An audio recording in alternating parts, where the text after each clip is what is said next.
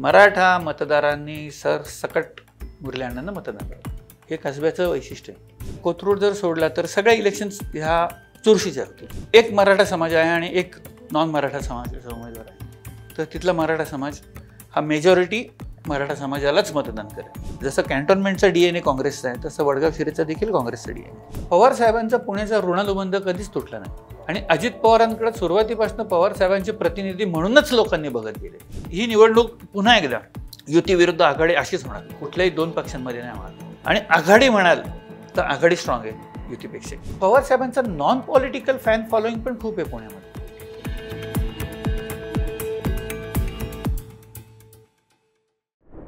नमस्कार, द पॉलिटिक्समध्ये सगळ्यांचं स्वागत. आज आपण पुण्याच्या राजकारणाबद्दल बोलणार आहोत. पुणे लोकसभा मतदारसंघांमध्ये जे 6 विधानसभा मतदारसंघ आहेत, सध्या तिकडे काय परिस्थिती आहे यावर बोलणार आहोत. त्यावर बोलण्यासाठी माझ्यासोबत आहेत पुण्याचं राजकारण अगदी जवळून पाहिलेले अनेक वर्ष सुधीर शिंदे सर. सर स्वागत आहे आपलं. नमस्कार. नमस्कार सर, माझा पहिलाच प्रश्न, निवडणूक अजून 2-3 महिने अवधी आहे, इच्छुकांची भाऊगर्दी दिसते. पुण्याचं विधानसभेचं राजकारण किंवा निवडणूक कितपत तापलेली आहे आणि तुम्हाला आता अंडर करंट्स काय दिसतात? पहिली गोष्ट म्हणजे निवडणूक ही फक्त इच्छुकांपुरतीच आत्ता मर्यादित आहे. त्यांच्याच मनात डायलेमा आहे. ती पहिली गोष्ट, निवडणूक आत्ता नोव्हेंबरमध्ये तरी होईल का, which was due in October, तर ती ऑक्टोबरमधनं नोव्हेंबरमध्ये गेली. ती नोव्हेंबरमध्ये तरी होईल का, ही पहिल्यांदा इच्छुकांच्या मनामध्ये हा प्रश्न निर्माण झालेला आहे. त्याच्यानंतर पुन्हा आपण जे म्हणतो की अंडर करंट्सच्या आधी आपण currents about the ground level बघूयात की कोण कुठल्या पक्षात जाणार आहे. कारण बऱ्याच जणांसाठी आत्ताची निवडणूक नाऊ ऑर नेव्हर या कॅटेगरीमध्ये आहे. ओके. त्या एका कारणासाठी आणि लोकसभेमध्ये जे काही घडलेलं आहे त्याच्यामुळे मुव्हिंग जे म्हणतो आपण उमेदवारांचं हे चालू झालेलं आहे आणि ते आत्ता अनसर्टन लेवलला आहे. त्यामुळे इलेक्शन तापली आहे का, तर हो तेवढ्याच लेवलपर्यंत आहे. खाली कार्यकर्त्यांच्या लेवललाही नाही, कारण जोपर्यंत उमेदवार डिक्लेअर होत नाहीत तोपर्यंत कार्यकर्ता चार्ज होत नाही. किमान इलेक्शन तरी डिक्लेअर व्हायला लागते अधिकृत, मग ती कार्यकर्त्यांच्या लेवलवर जाईल इलेक्शन. हां, जे संघटना या गोष्टीला महत्त्व देणारे पक्ष आहेत त्यांच्या लेवल म्हणजे त्या पक्षांमध्ये याची तयारी आहे. उदाहरणार्थ भारतीय जनता पार्टी पुणे शहरातल्या 6च्या 6 लोकसभा मतदारसंघामध्ये त्यांची यंत्रणा आहे, उभी आहे आणि कार्यरत पण आहे. सक्षम यंत्रणा आहे, मी असं म्हणेन. लोकसभेचा निकाल लागला. सुरुवातीला असं वाटत होतं की रवींद्र धंगेकर विरुद्ध मुरलीधर मोहोळ ही लढत थोडीशी टफ होईल, पण मोहोळांनी व्यवस्थित लीड घेतलं. 1,00,000-1,15,000 लाखाचं लीड घेतलं. त्या निकालाचा परिणाम येत्या विधानसभेवर कसा होईल? नाही, येत्या विधानसभेच्या निवडणुकीवर त्याचा फार परिणाम होईल असं मला नाही वाटत. बरं. कारण तुम्हाला सांगतो की काही काही मतदारसंघांचे प्रोफाईल ठरलेले आहेत. तुम्ही जर आता निवडणूक पाहिली तर घसघशीत लीड म्हणाल तर कोथरूडमध्ये. सो कोथरूडमध्ये तसं पाहायला गेलं तर BJP अनबिटन वाटतं आत्ताच्या परिस्थितीमध्ये. पण तसं त्याचं बाकीच्या मतदारसंघातल्या लीडवर, बाकीच्या मतदारसंघात जे काही आघाडी पिछाडी आहे त्याचा येणाऱ्या विधानसभेवर परिणाम होईल असं मला नाही वाटत फारसं. कारण गणितच बदलणार आहेत सगळे. उमेदवार कोण कुठला येतो त्याच्यावर बऱ्यापैकी गणित बदलणार.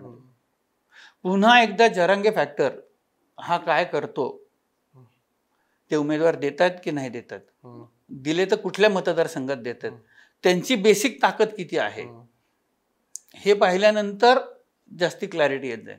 परंतु पुन्हा एकदा की बाबा कोथरूड जर सोडला तर सगळ्या इलेक्शन्स ह्या चुरशीच्या होतील. पुणे शहरात डेफिनेटली चुरशीच्या होतील, कारण आघाडी विरुद्ध युती अशा निवडणुका आहेत. आता तुम्ही जरांगेंचा विषय काढला म्हणून पुण्यामध्ये कितपत त्यांना पाठिंबा मिळेल, समजा उमेदवार उभे केले तरी? नाही, त्यांनी उमेदवार उभे केले त्यांना फायदा नाही होणार. म्हणजे निवडून येण्या इतपत कुठलाच उमेदवार पुण्यामध्ये त्यांचा स्ट्रॉंग असू शकत नाही. कारण मराठा चेहरा पुण्यामध्ये इतकं स्ट्रॉंग कोणी नाहीये की तो लाखभर मतं घेऊ शकेल. आणि निवडून यायचं असेल तुम्हाला, अगदी तिरंगी लढत जरी झाली, म्हणजे एक महायुतीचा उमेदवार, एक विकास आघाडीचा उमेदवार आणि तिसरा उमेदवार जरांगेंचा जर आला समजा, तरी वाईटात वाईट 75,000 ते 80,000 मतं तुम्हाला निवडून येण्यासाठी लागणार आहेत. तेवढी मतं मिळवण्याची कॅपॅसिटी कोणाचीच नाही. जरांगेंबद्दल असं सांगितलं जातं की मराठवाड्यामध्ये त्यांना जास्त पाठिंबा मिळतो, पश्चिम महाराष्ट्रात फार दिसत नाही. कम्पॅरेटिव्हली कमी आहे. पण त्याचा इफेक्ट जाणवतो. पुण्यात पण ते पाहायला आले, म्हणजे लोकांना भेटायला आल्यानंतर सुद्धा त्यांना भेटायला आलेली गर्दी, त्यांच्याशी संवाद साधण्याची सर्वसामान्यांची एक ओढ म्हणू आपण, त्यांच्याबद्दल अट्रॅक्शन आहे ना. त्याचं कारण एकच आहे की ते स्वतः लिगसी नाहीये काय, त्यांना स्वतःला राजकारणात काही मिळवायचं नाहीये. ते ओपन बोलतात, हाईड अँड सीक काही नाहीये. बंद दाराआड ह्या चर्चा राजकारणात ज्या खूप कुप्रसिद्ध आहेत तसं त्यांचं काही नाहीये. त्यामुळे त्यांच्यावर मराठा समाजाच्या लोकांचा विश्वास आहे. आणि ते ओबीसीची सर्टिफिकेट ज्यांना कोणाला मिळायला लागले ते त्यांच्यामुळेच मिळायला लागले. त्यांनी तो मुद्दा लावून धरल्यामुळे त्यांना ते मिळायला लागले. पण मी हा प्रश्न अशासाठी विचारला की पश्चिम महाराष्ट्रामध्ये आणि पुण्यामध्ये पण मराठा नेते चेहरे भरपूर आहेत, पण इथल्या नेत्यांचं असं एकतर महाविकास आघाडी किंवा त्या पक्षांमध्ये निष्ठा आहे, महाविकास आघाडी किंवा महायुती दोन्हीकडे निष्ठा आहे. पण इथला मराठा तिसरा पर्याय स्वीकारेल असं वाटतंय का? नाही, उमेदवार स्वीकारतील ज्यांना तिकीटच मिळणार नाही दोन्हीकडनं. म्हणजे उदाहरणार्थ सुधीर शिंदे पर्वती मतदारसंघात इच्छुक आहेत. मी महाविकास आघाडीकडे उमेदवारी मागितली, राष्ट्रवादी काँग्रेस पक्षाकडे तो मतदारसंघ आहे, मी उमेदवारी मागितली, मला नाही मिळाली. जसं मी मगाशी म्हणालो की डू ऑर डाय सिच्युएशन आहे प्रत्येकाची, बऱ्याच जणांची. मी म्हणेन चला नाही तर नाही, मी यांच्याकडनं उभं राहतो, मी मराठा आहे, मला उमेदवारी मिळू शकते, मी पैसे खर्च करायला तयार आहे. मी निवडून येईन का नाही मला माहित नाही, पण मला नाही मिळाली आणि तुम्हाला मिळाली ना, मग तुलाही नाही आणि मलाही नाही. आणि मग त्याच्यात अनेक कारण असू शकतात. एक पहिलं कारण हे की मी एवढं वर्ष पक्षाचं काम करतोय, पक्षाने माझी उमेदवारी नाकारली, माझ्यावर अन्याय झाला म्हणून मी बंडखोरी केली. दुसरं, आजूबाजूला काही तुम्ही मगाशी म्हणालात किंवा नाही म्हणालात राजकीय निरीक्षक असतात. हल्ली प्रत्येकाला राजकारण खूप कळतं. तसं झालेलं आहे की राजकारण आणि हे सोशल मीडिया आणि टीव्ही अँकर्स यांच्यामुळे प्रत्येकाला वाटतं की आपल्याला सगळं कळतं. असे जे सांगणार असते, नाही नाही तुम्हीच, मराठ्यांची 1 लाख मतं आहेत, 70% मतदान होणार, आपल्याला 100% मतं पाडणार, बाकीचे आपली ही मंडळ विकत घेऊ, ती मंडळी निवडून आलोच आमदार म्हणायलाच सुरुवात करतात. ते एक कारण असतं. अजून एक कारण असतं की त्याला विधानसभा नाही तर नाही कॉर्पोरेशनची सोय होते, आपली एक मतदारसंघ बांधला जातो. या अशा अनेक कारणांनी माणसं फक्त निवडून येण्यासाठी उभं राहतात असं नाही. मला तर प्रत्येक विधानसभा मतदारसंघाबद्दल विचारायचं आहे, त्याच्या आधी मराठा समाजाचा विषय आहे म्हणून सांगतो. याच्यावरती मी तुम्हाला एक सांगतो निश्चितपणे की एखाद्या मतदारसंघात असेंब्ली कॉन्स्टिट्युएन्सीमध्ये एक मराठा समाज आहे आणि एक नॉन मराठा समाजाचा उमेदवार आहे, तर तिथला मराठा समाज हा मेजॉरिटी मराठा समाजालाच मतदान करेल, ही आत्ताची मानसिकता आहे आणि तेच लोकसभेलाही झालं. तेच मला विचारायचं होतं की मराठा समाजाचा स्वभाव काय, इलेक्शन आली की पुण्यातला मराठा समाज कसा आता मेजॉरिटी तो मराठ्यांच्याच मागे उभं राहणार. म्हणजे कुठलाही पक्ष असू दे, मराठा उमेदवार असला की मराठा समाजाच्या मागे जाणार, त्या उमेदवाराच्या. आता दोन्ही मराठा असतील तर पुन्हा नातीगोती कुठली आहेत, मग जरांगे कुठल्या उमेदवाराला विरोध करतायत, तो फॅक्टर चर्चेत येणार. उदाहरणार्थ आपण शिवाजीनगर मतदारसंघाचा भाव उदाहरण म्हणून, मागच्या वेळेस जशी दत्ता बहिरट वर्सेस सिद्धार्थ शिरोळे इलेक्शन झाली त्यावेळेस जरांगे नव्हतेच. जरांगे 14 महिन्यात आत्ता लोकांना माहीत झालेत. त्यावेळेस मराठा आंदोलन आणि मराठ्याला निवडून द्यायचं, अदरवाईज नाही चालणार असं होतं, असं नव्हतं. आता तसं आहे. तर 100 मराठ्यांनी मतदान केलं तर 51 मराठी नक्कीच अँटी शिरोळे मतदान करतील आत्ताच्या परिस्थितीमध्ये. 49 लोक त्यांना देतील, त्यांची नातीगोती मोठी आहेत, त्यांनी काम केलेलं आहे, त्यांचा जनसंपर्क चांगला आहे, वैयक्तिक, दॅट माइट काउंट. पण डेफिनेटली काय झालेलं आहे सांगू का तुम्हाला साहेब, की हे आंदोलन किंवा ह्या आंदोलनामुळे लोक इतकी भारावून जाण्याचं कारण असं आहे, फी. लोक म्हणतात नोकऱ्या केव्हा मिळतील तेव्हा मिळतील मराठ्यांच्या पोरांना, पण फी तर कमी होते ना. 1.5 लाखाच्या ऐवजी 25,000 जर फी भरायला लागत असणार, 4 वर्षात जर तुमचे 5 लाख रुपये वाचत असतील तर कुठल्या पालकांना नको येतं. म्हणून त्यांना ते आरक्षण मुख्यत्व पाहिजे. नोकरी धंदा नंतरची गोष्ट आहे. हे मी स्वतः मराठवाड्यामध्ये परभणी, जालना, हिंगोली, नांदेड, मी मराठवाड्यामध्ये खूप वर्षांपासून जाणं येणं. मी पवार साहेबांसाठी काही काम करत असताना देखील माझ्याकडे तिथले काही जबाबदारी होती, मी घेतलेली होती, मी नेहमी जायचो तिथे. तर तिथली परिस्थिती पाहिल्यानंतर आणि आता लोकांचं म्हणणं आहे की फी परवडत नाही, ह्याच्यातनं तरी आम्हाला सुटका मिळावी. आणि ती धग पुण्यातही दिसते. मगाशी तुम्ही प्रत्येक विधानसभेच्या प्रोफाईलचा उल्लेख केला. मला हेच प्रोफाईल जाणून घ्यायचंय. सुरुवात कसब्यापासून करतो.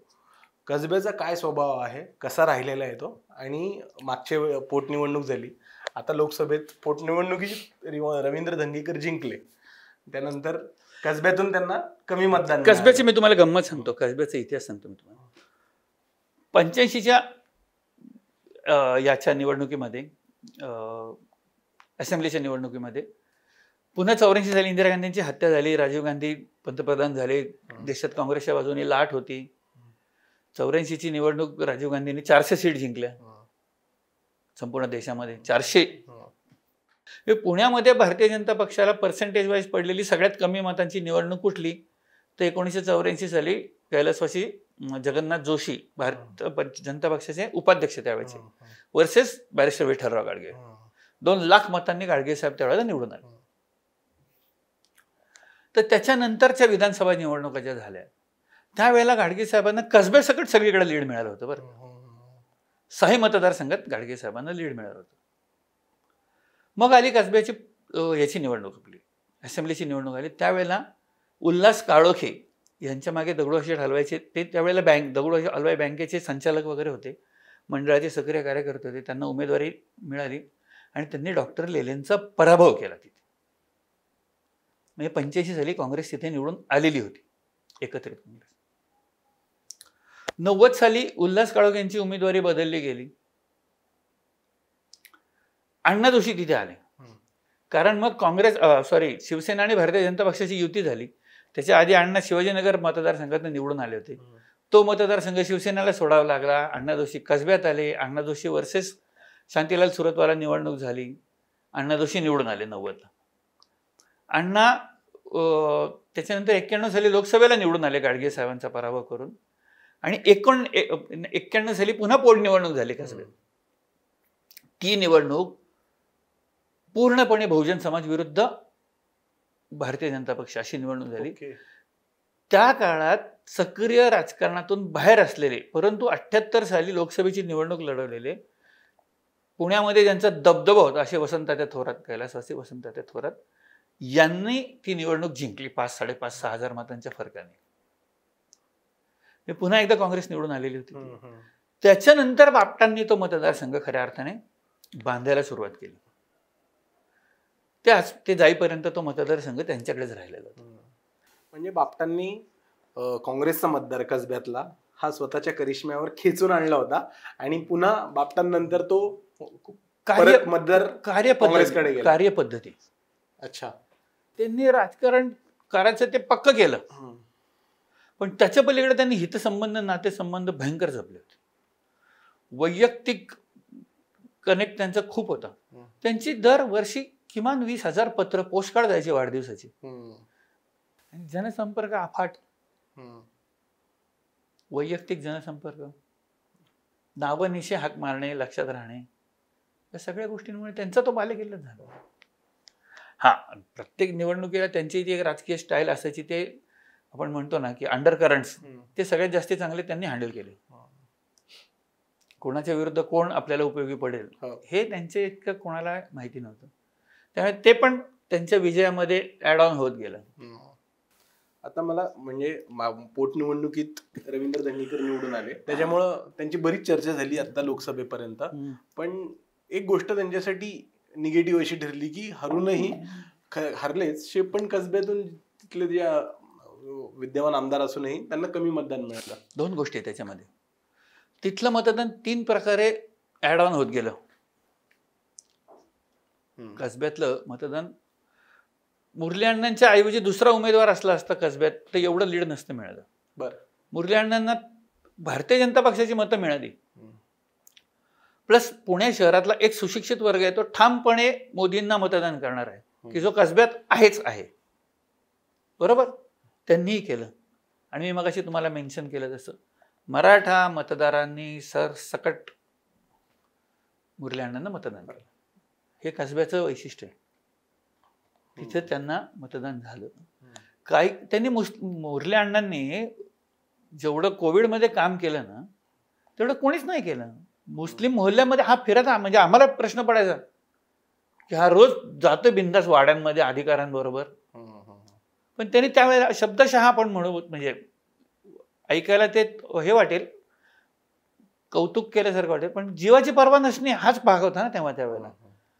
तर निश्चित इतर कुठल्याही उमेदवारापेक्षा मुरली अण्णांना मुस्लिम समाजाने मतदान केलं आणि कसब्यामध्ये मराठ्यांनी दिली. दोन्ही लोकांची कंपॅरिझन झालीच त्यांची. बरोबर. एक प्रोफाईलची कंपॅरिझन होते. बरोबर. आणि महापौर पदाची कारकीर्द ही आपल्याला कृतज्ञता भाव असतोच ना, प्रत्येकाच्या मनात कृतज्ञता भाव असतोच ना.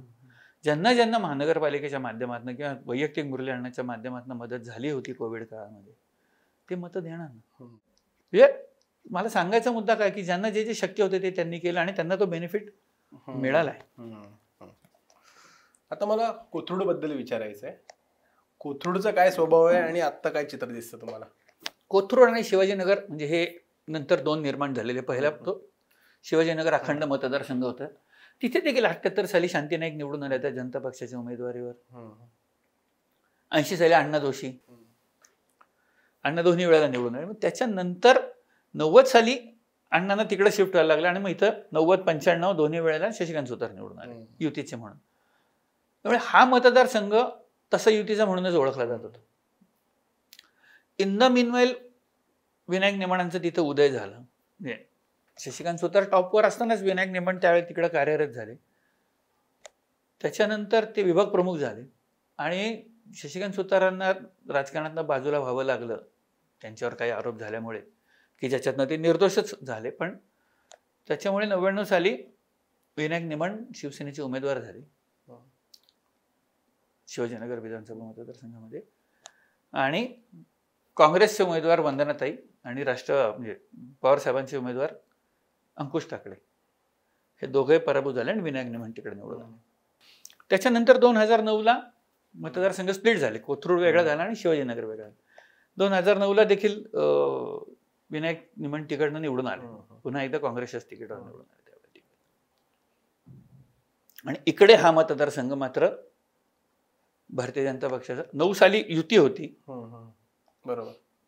त्यामुळे चंद्रकांत मोकाटे त्यावेळेला कोथरूडचे पहिले आमदार शिवसेना निवडून आले.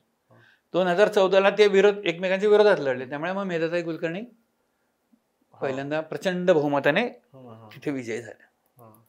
त्यामुळे मोठी पाहिलं तर विधानसभे आपलं काय म्हणतो आपण त्याला युतीच्या पाठीमागे ठामपणे उभा राहणार मतदारसंघ म्हणून कोथरूड काय बघायला हरकत नाही. पण आता कोथरूडमध्ये जे 2 महत्वाचे नेते आहेत ते सगळे उद्धव ठाकरे गटाकडे आहेत. म्हणजे प्रश्न असा आहे की शिवसेनेचे कोथरूड हा शिवसेनेचा बालेकिल्ला की भाजपचा बालेकिल्ला अशी चर्चा आता सुरू झाली. कारण की 2 महत्वाचे नेते ठाकरे गटाकडे आहेत आणि भाजपचे तर सध्या तिकडे आहे. ऑर्गनायझेशन पॉईंट ऑफ व्ह्यूवर जर तुम्ही म्हणाल तर डेफिनेटली भारतीय जनता पक्षाच्या कार्यकर्त्यांची संख्या जास्त आहे. शिवसेनेला सहानुभूती असणारे उमेदवार मतदारांची संख्या आहे, परंतु ती कोथरूड गाव आणि त्याच्या 1-1.5-2 किलोमीटरच्या परिसरातली. तुम्ही बाणेर बालेवाडीला जाल तर तिकडे शिवसेनेचा मतदार नाही. तुम्ही कौड फाट्याच्या अलीकडे याल शिवसेनेचा मतदार नाही. तुम्ही कर्वेनगरच्या भागात जरी जाल हॅपी कॉलनी, डहाणूकर कॉलनी, तर शिवसेनेचा म्हणून नाही. तो आपल्याला फरक 2014ला दिसलाच. बरोबर. चंद्रकांत मोकाटे आणि मेधाताई कुलकर्णीमध्ये मतदानाचा जो फरक होता प्रचंड, तो सांगतो ना की भारतीय जनता पक्षाच्या बाजूनेच मतदार होता म्हणून. मग दॅट वॉज अ साईन की बाबा तुम्हाला कळू शकलं असतं की बाबा दोन्ही समान पातळीवर आले असते तर गोष्ट वेगळी होती. पण तसं नाही झालेलं. बरोबर. तो भारतीय जनता पक्षाचाच बालेकिल्ला डेफिनेटली झालेला. पर्वतीबद्दल पण जास्त चर्चा आहे कारण की तिकडं सध्या भाजपच्या विद्यमान आमदार आहेत माधुरी मिसाळ, पण भाजपमधूनच अनेक जण इच्छुक आहेत. तर काय चित्र असेल? अपक्ष कोणी तिथनं लढेल असं मला नाही वाटत. कोणालाही उमेदवारी मिळाली तर दुसरी इच्छुक कोणी अपक्ष त्यांची समजूत काढली जाईल. पक्ष मी तुम्हाला म्हणतो ना की संघटनेला महत्व देणारे पक्ष आहे. आता सुद्धा बाहेर कोण पडतायत तुम्ही बघा ना भाजपमधनं, जे आजकाल आलेले आहेत ना जे आराम गैराम. 2014च्या नंतर आणि त्या आसपास भारतीय जनता पक्षात आलेले आहेत तेच बाहेर पडायचं चाललेलं आहे ना. मूळ भारतीय जनता पक्षाचा कार्यकर्ता किंवा उमेदवार कुठे बाहेर पडतोय. त्यामुळे पर्वतीमध्ये जरी विद्यमान आमदार 3 टर्म झालेले असतील ते अँटी इन्कम्बन्सी असतेच. उमेदवारी कोणाला देतील हा आपला चर्चेचा मुद्दा नाहीये. कोणाला द्यावी हा तर त्याहून नाहीये. परंतु जे बाकीचे इच्छुक असतील सगळेच इच्छुक आहेत आता आपण असं समजू. विद्यमान पण आणि काही अजितदादांच्या पक्षातले पण. हा अजितदादांच्या पक्षात कम्पॅरेटिव्हली कमी इच्छुक आहेत. बरोबर.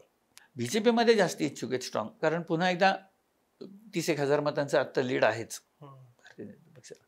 पण तिथेही त्याच मी मुद्दा मांडेन तुम्हाला की तिथं मुरलीधर मोहोळांना आघाडी मिळण्याचं कारण मराठा समाज आहे. माधुरी त्यांना गेल्या वेळेला 90,000 प्लस मतं पडलेली होती असेंब्लीच्या वेळेला. मग वाढलेल्या मतदानाच्या टक्केवारीमध्ये म्हणायला पाहिजे होतं तर मग मुरली अण्णांना अजून जास्त मतं पडायला पाहिजे फक्त भाजपच्या. पण रवीला 75,000 मतं आहेत तिथे देखील. त्यामुळे काँग्रेसला किंवा ह्याला मतदान करणारा वर्ग आहेच तिथे, नाही असं नाही. पर्वती पण तुम्ही बघा ना आता 2000 नवीन फॉर्मॅट झाला म्हणजे डिलिमिटेशन नंतर मग तीन निवडणुका झाल्या 9, 14 आणि 19. आणि सचिन तवरेंकडनं त्या काळी काही चुका झालेल्या होत्या 2009च्या पार्लमेंटच्या इलेक्शनमध्ये. मेजर चुका होत्या त्या चुकामुळे काँग्रेस पक्ष त्यांच्यापासून पूर्ण दुरावलेला होता. त्या काळात त्यांच्यापेक्षा सिनियर असलेले आणि विधानसभेला इच्छुक असलेले जेवढे उमेदवार होते तेवढ्या एकतर न्यूट्रल होते किंवा सरळ सरळ त्यांच्या विरोधात होते.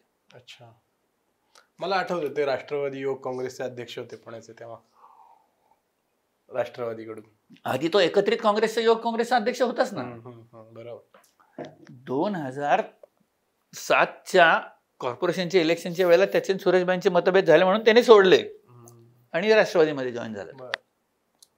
पण विधानसभेची निवडणूक माधुरी मिसाळांना काय म्हणतात रोखण्याची ती सुवर्ण संधी होती तसं पाहायला गेलं तर. एकदा त्या निवडून आल्यानंतर त्यांनी संघटना स्ट्रॉंग केली, मतदारसंघाची बांधणी केली, कार्यकर्त्यांचं जाळं उभं केलेलं आहे.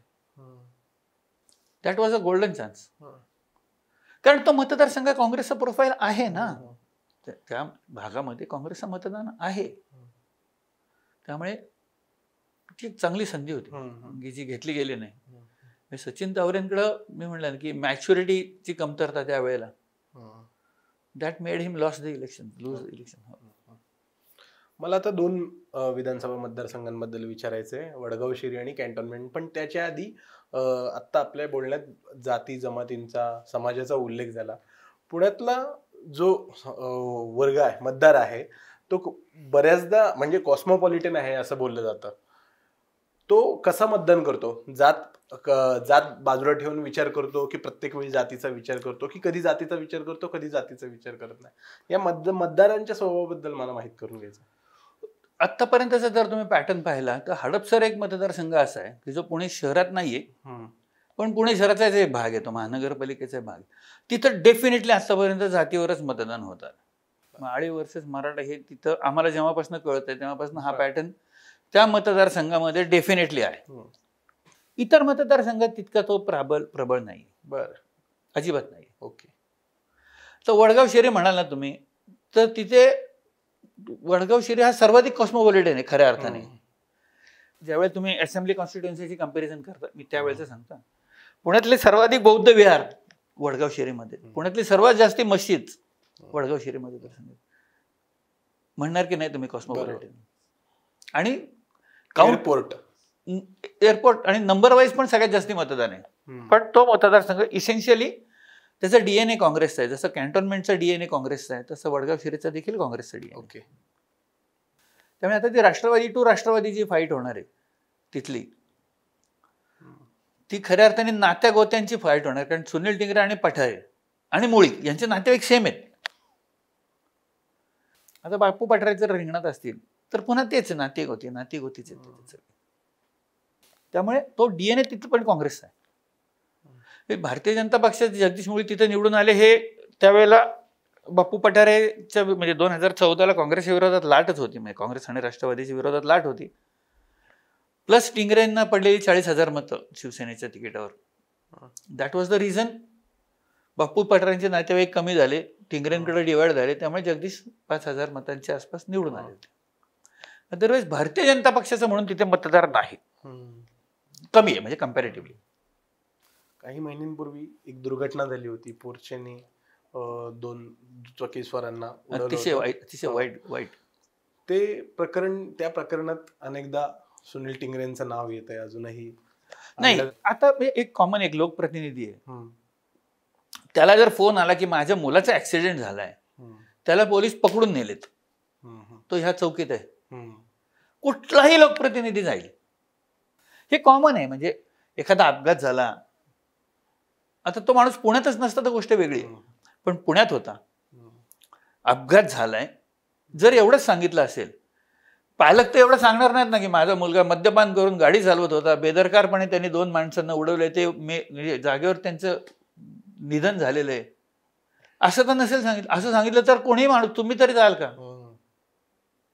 हे माझं आकलन इतकं आहे की सुनील टिंगरेंना एवढंच सांगितलं गेलं असणार. बरं, अग्रवाल फॅमिली काही छोटी नाही ना, अग्रवाल फॅमिली मोठी आहे, माहित नाही असं नाही, मतदार आहेत, फॅमिली पण मोठी आहे, संबंध असतात समाजात काम करताना, सगळ्या लोकांचीच असतात, त्याने ते गेले असतील. पण मला नाही वाटत त्यांचा त्यात काही दोष असेल. त्यांनी तिथे गेल्यानंतर लोकप्रतिनिधी आहेत, जेव्हा त्यांना कळलं असेल की इतकं सिरियस ऍक्सिडेंट आहे, he must have quit from there, ते निघून गेले असतील. बाकी जे काही केलंय ते कोणी केलंय, काय केलं, हे आता येतच आहे की उघड केलं सगळं. पण मला नाही वाटत त्याच्यात त्यांना दोष देण्यात पॉईंट. कुठलाही लोकप्रतिनिधी रात्रीचा कॉल आल्यावर जातोच, जावंच लागतं. नाही, मला विचारायचं हे होतं की या घटनेचं काय अंडर करंट त्या विधानसभा मतदारसंघात दिसतं? मला नाही वाटत का. Okay, definitely not. त्या एका घटनेचा त्याचे जे रिफ्लेक्शन्स यायला पाहिजे होते, 30-32 बार बंद झाले की जे अनधिकृत चालू होते, त्याचा अर्थ कोणीतरी पाठीमागे असल्याशिवाय चालू नव्हते ना, ते बंद झाले. म्हणजे ती 2 मुलं गेली, ही अतिशय वाईट घटना आहे, अतिशय, ती कधी भरून न येणारं नुकसान आहे. परंतु त्याचा ह्या निवडणुकीवर काय परिणाम होईल असं मला नाही वाटत. मला आता कॅन्टोन्मेंट बद्दल विचारायचंय. तुम्ही मगाशी उल्लेख केला की वडगाव शहरी आणि कसबा या मतदारसंघांचा डीएनए काँग्रेस आहे. कॅन्टोन्मेंट वडगाव शहरी आणि cantonment by heart and soul cosmopolitan आहे, तुम्ही जे म्हणता तसं. नुसतं कॉस्मोपॉलिटन आहे म्हणण्यापेक्षा तिथं मुस्लिम आणि मागासवर्गीयांचं प्रमाण सर्वाधिक आहे. ते खूप पूर्वी मी तुम्हाला सांगेन, तो मतदारसंघ जो होता तो पहिल्यांदा रिझर्व्ह होता, नंतर ते रिझर्वेशन पर्वतीमध्ये आलं आणि आता परत तिथेच गेलं. म्हणजे टिकमदास मेमजादे, मला अजूनही आठवतंय की त्यावेळेला 74 साली टिकमदास मेमजादे नावाचे मागासवर्गीय समाजाचे ते लोकप्रतिनिधी तिथं आमदार म्हणून निवडून आले होते. तो इतका जुना मतदारसंघ होता, तो पण राखीव होता. तेव्हापासून इथे तो एक वर्ग आहे आणि तो पहिल्यापासून इमोशनली काँग्रेस बरोबर अटॅच झालेला आहे. त्याच्यानंतर 85 सालापासून तर कॅन्टोन्मेंटमध्ये काँग्रेसचेच लोक निवडून येतात. माझ्या माहितीप्रमाणे कॅन्टोन्मेंट मतदारसंघ तेव्हा नव्हता, तो भवानी होता, त्याचं नाव होतं भवानी. 85ला प्रकाश ढेरे निवडून आले, 90ला प्रकाश ढेरे निवडून आले भवानी मतदारसंघातनं.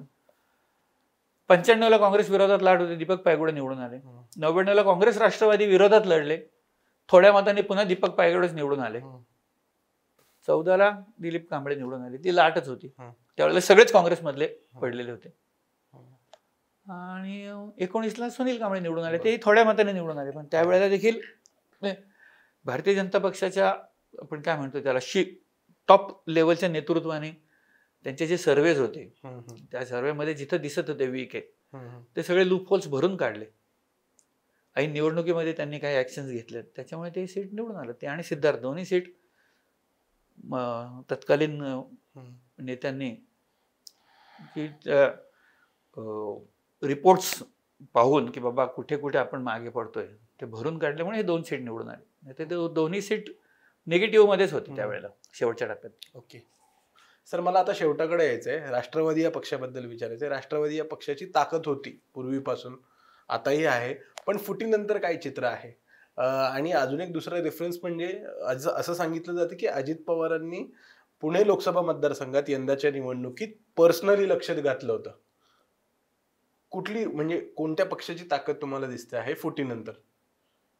डेफिनेटली शरद पवारांना मानणारा मतदार जास्ती. ओके, कार्यकर्ते अजितदादांबरोबर कदाचित तरुण वर्गातले थोडे जास्ती दिसत असतील, परंतु पवार साहेबांना पवार साहेबांचा पुण्याचा ऋणानुबंध कधीच तुटला नाही. पवार साहेबांचा नॉन पॉलिटिकल फॅन फॉलोईंग पण खूप आहे पुण्यामध्ये. ओके. नॉन पॉलिटिकल फॅन म्हणजे कोणकोणत्या क्षेत्रातून? सगळ्या क्षेत्रात ना. पवार साहेबांचं कुठलं क्षेत्र नाही असं नाहीये ना. ते घर बांधणीमध्ये पण आहे, म्हणजे त्यांना आपण जे म्हणतो डेव्हलपमेंटमध्ये ते आहेत, टेक्नॉलॉजीमध्ये आहेत. राजीव गांधी इन्फोटेक पार्क त्यांनी आणलेलं आहे पुण्यामध्ये. क्रिकेटचे ते अध्यक्ष होते, कबड्डीचे होते, कुस्तीचे होते. हे पॉलिटिकल हे नाहीच आहेत ना. बरोबर. नंतर व्यापारी वर्गाचे प्रश्न त्यांनी समजून घेतलेले आहेत, अनेक वेळा सोडवलेले आहेत. विषयांतर होईल, पण मी मुद्दाम तुम्हाला सांगतो की काही वर्षापूर्वीपर्यंत आम्हाला वाढदिवस विशेषांक करण्याचं प्रचंड हॉबी होती आमची. पवार साहेबांचे मी 4 विशेषांक केलेत, वाढदिवस विशेषांक. त्याच्यातला एक आहे, त्याचं नाव आहे इंडस्ट्रियस. भारतातल्या 30 लिडिंग उद्योगपतींच्या मुलाखती आम्ही घेतल्या आणि त्या पुस्तकात आहेत पवार साहेबांबद्दलचे.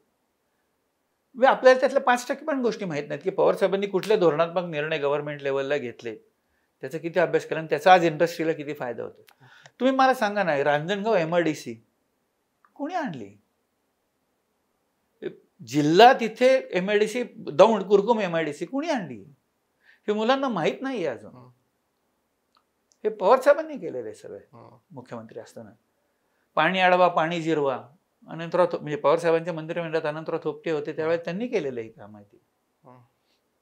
असं कुठलंही क्षेत्र नाही की जिथे पवार साहेबांचा अभ्यास नाही किंवा ते त्याच्यामध्ये तोडगा काढू शकत नाही. तुम्ही फक्त ऊसाचं बघा.